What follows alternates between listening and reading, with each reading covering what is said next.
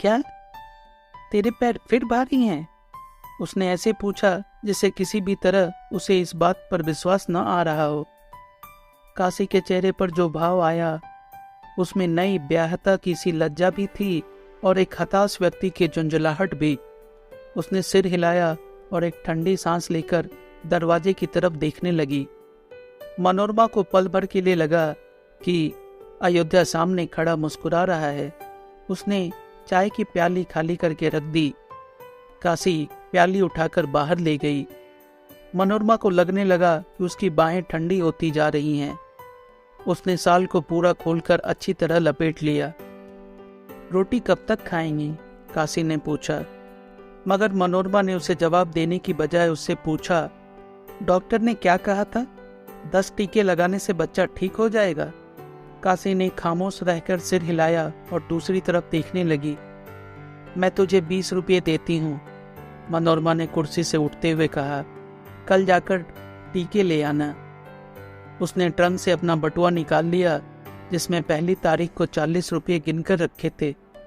20 रुपये निकालकर उसने मेज पर रख दिए और बाकी 20 बड़े पर्स में डाल दिए। उसे डर लग रहा था कि उसकी बाहें इस कदर ठंडी क्यों हो गई हैं।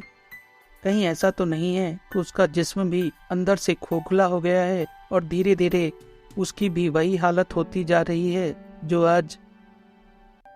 रोटी खाकर वह देर तक बरामदे में कुर्सी डालकर बैठी रही।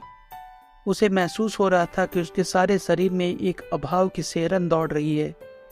यह वह ठीक से नहीं समझ पा रही थी कि वह अभाव क्या है और क्यों शरीर के हर रोम और लहू के हर कण में उसकी सेहरन का अनुभव होता है। जैसे उस अभाव का संबंध किसी बाहरी वस्तु से न होकर अपने से ही था। जैसे उसी वजह से उसे अपने आप बिल्कुल खाली लगता था। हवा बहुत तेज थी और देवदार का जंगल जैसे सिर धूंधता हुआ करा रहा था। हवा के झोंके उमड़ती हुई लहरों की तरह शरीर को घेर लेते थे और शरीर उनमें बेबस सा हो जाता था। उसने साल को कसकर लपेट लिया।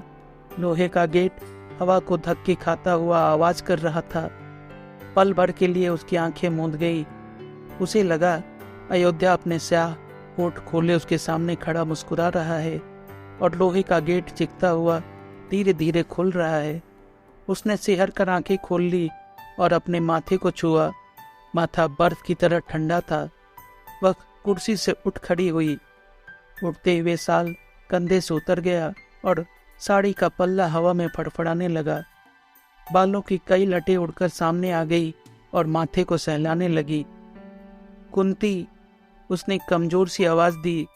आवाज हवा के समुद्र में कागज की नाव की तरह डूब गई। कुंती, उसने फिर जोर से आवाज दी। इस बार काशी अपने क्वार्टर से निकल कर आई। कुंती, जाग रही हो तो उसे मेरे पास भेज दो, आज वह यहीं सो जाएगी। कहते हुए मनोरमा को महसूस हुआ कि वह किस हद तक काशी और उसके बच्चों पर निर्भर करती है और उन लोगों का पास होना उसके लिए किस कदर जरूरी है। कुंती सो गई है, मगर मैं अभी जगाकर भेज देती हूँ, कहकर काशी अपने क्वार्टर में जाने लगी। सो गई है तो रहने दे, जगाकर भेजने की जरूरत नहीं, कहकर मनोरमा बरामदे से कमरे में आ गई। कमरे में आकर उसने दरवाजा इस तरह बंद किया जैसे हवा एक ऐसा व्यक्ति हो जिसे वह अंदर आने से रोकना चाहती हो। वह अपने में बहुत कमजोरी महसूस कर रही थी। अच्छी तरह ओढ़कर वह बिस्तर पर लेट गई। आंखें छत की कड़ियों पर से फिसलने लगी। वह आंखें बंद नहीं करना चाहती थी, जैसे उसे डर था कि आंखें बंद करते ही वे मुस्कुराते हुए स्याह ओठ फिर सामने आ खड़े होंगे। अपने बिस्तर पर वापस जाकर मनोरमा सोचने लगी, सुशील को चिट्ठी में क्या लिखेगी? क्या उसे लिख दे कि वहाँ अकेली रहने में उसे डर लगता है और वह उसके पास आ जाना चाहती है? और भी जो इतना कुछ वह महसूस करती थी, क्या वह उसे शब्दों में लिख पाएगी? यह बात वह सुशील को समझा सकेगी कि अपने आप उसे बिल्कुल खाली खाली सा लगता है और वह अपने अभाव को भरने के लिए उससे कुछ चाहती है। वह कुछ जो उसके आसपास हंसता, रोता और किलकारियां मारता रहे। माथे पर आई हुई लटें उसने हटाई नहीं थी। वह हल्का हल्का स्पर्श उसकी चेतना में उतर रहा था। कुछ ही देर में वह महसूस करने लगी कि साथ की चारपाई पर एक नन्हा सा बच्चा सोया है और उसके नन्हे नन्हे होंठ आम की पत्तियों की तरह खुले हैं और सिर के कोमल बाल उड़कर मुंह पर आ रहे हैं। वह कोहनी के बल होकर उस बच्चे को चूमने के लिए झुक गई। चारपाई के बान की एक फांस उसके होंठों पर गड़ गई, मगर वह आंखें मुंह देख कई क्षण उसी तरह झुकी रही।